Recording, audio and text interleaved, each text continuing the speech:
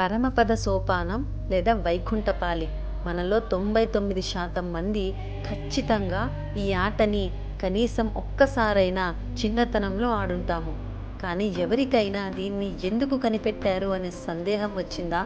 ఏమీ తెలియని అమాయకులు కూడా కర్మ సిద్ధాంతాన్ని, అలాగే ఏది మంచి ఏది చెడు అనే విషయ పరిజ్ఞానాన్ని అందించడమే కాకుండా జీవన పర్యంతం గుర్తుపెట్టుకొని నడుచుకునేలా ఒక మనిషి ఆలోచనలను ప్రేరేపించేలాగా అద్భుతంగా దీనిని రూపొందించారు. పూర్వీకులు మనకు అందించిన ఈ ఆటని చాలా ఫ్యాన్సీగా స్నేక్స్ అండ్ ల్యాడర్స్ అని పేరు మార్చి ఎక్కడో లండన్లో ఫెడరిక్ హెన్రీకి చెందిన ఒక ప్రముఖ బోర్డ్ గేమ్స్ తయారీ సంస్థ 1892లో పేటెంట్ రైట్స్ తీసుకుంది. ఎప్పుడైతే దీన్ని పేటెంట్ గేమ్గా మార్చారో అప్పుడే దీని మూలాలు, ముఖ్య ఉద్దేశం మరియు వైభవాన్ని కోల్పోయింది. ఇప్పుడు మనకు మిగిలింది కేవలం పాములు, అందులో నిచ్చెనలు.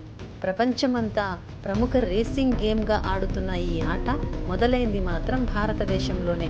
పరమపద సోపానం, మోక్షపథం ఇలా ఒక్కొక్క రాష్ట్రంలో ఒక్కొక్కలా పిలువబడుతున్నా కూడా అన్నిటి ఉద్దేశం ఒక్కటే. మన వర్షన్ ప్రకారం ఇది రేసింగ్ గేమ్ కాదు.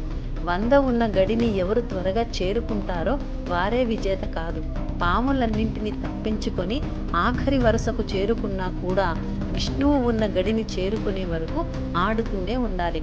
ఆటలోని ప్రతి ఘడి ఒక నైతిక విలువలనో, ఒక దైవశక్తి ఉన్న ప్రదేశాన్నో లేక మానసిక భావననో తెలియజేస్తుంది.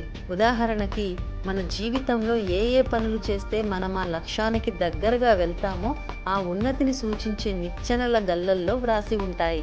సుగుణం ఉంటే సాలోక్యానికి, నిష్ఠ ఉంటే తపోలోకానికి, యాగం చేస్తే స్వర్గలోకానికి, అలాగే జ్ఞానం ఉంటే కైలాసానికి సోపానాలుగా ఉన్నట్లు మనం చూడగలం.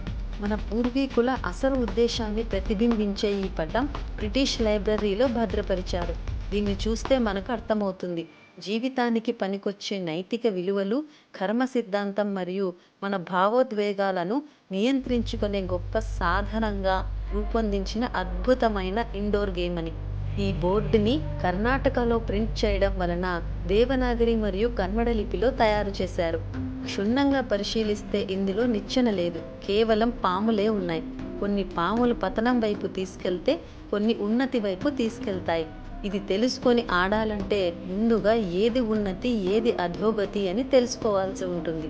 దీనిలో మొదటి ఘడి పుట్టుకతో మొదలవుతుంది, తరువాత మాయ కమ్ముకుంటుంది, తర్వాత క్రోధము, లోభము, మోహము, కామము, మాత్సర్యము ఇలా అన్ని దుర్గుణాలు ఒకటి తర్వాత ఒకటి వచ్చేస్తాయి. అలా ముందుకు వెళ్తున్న జీవుడి ప్రయాణంలో దయ అనే ఘడిలోకి వెళ్ళగానే సురలోకానికి తీసుకెళ్లే పాము వస్తుంది. ఇక్కడ సరిగ్గా చూస్తే ఇది నిచ్చెన కాదు, పాము తోక.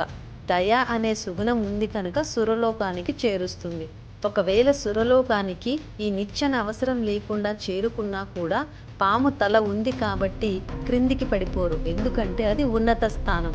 ఇలా రూల్స్ తెలుసుకుంటున్నప్పుడే దయ అనేది మంచి గుణమని, సురలోకం ఉన్నత స్థానం అని తెలుసుకుంటారు.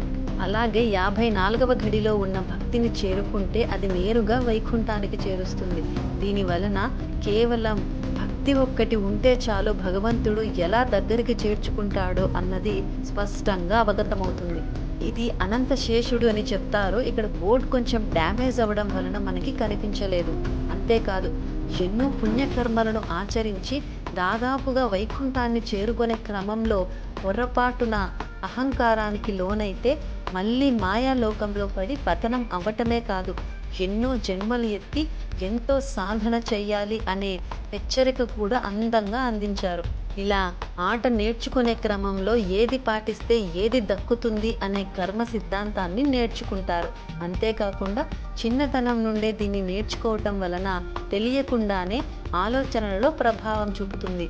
మంచి గుణాలను అలవాటు చేసుకోవడంతో పాటు చెడు కర్మలకు ఫలితం కూడా మెదడులో నిక్షిప్తమై హెచ్చరిస్తూ ఉంటుంది. తద్వారా మన ఉన్నతే కాదు, సమాజ క్షేమం కూడా.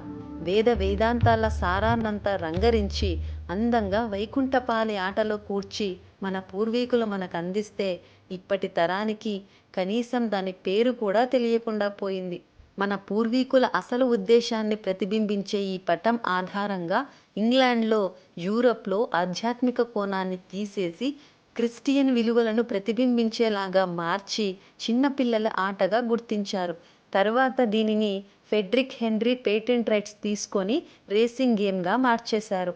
మన దురదృష్టం, ఇప్పటి తరానికి స్నేక్స్ అండ్ ల్యాడర్స్ బాగా పరిచయం కానీ పరమపద సోపానం పటం తెలుసో లేదో.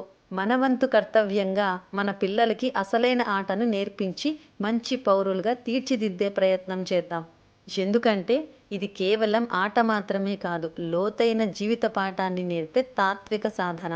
మీకు తెలిసి నిజమైన వైకుంఠపాళి బోర్డు ఎక్కడైనా దొరికితే, అలాగే చిన్నతనంలో ఇలాంటి విలువలతో కూడిన ఆట ఏదైనా ఆడుకున్న జ్ఞాపకాలు ఉంటే కమెంట్ చేయండి. వాటికి పూర్వ వైభవాన్ని తీసుకొచ్చే ప్రయత్నం చేద్దాం. జైతు సనాతన. నమస్తే.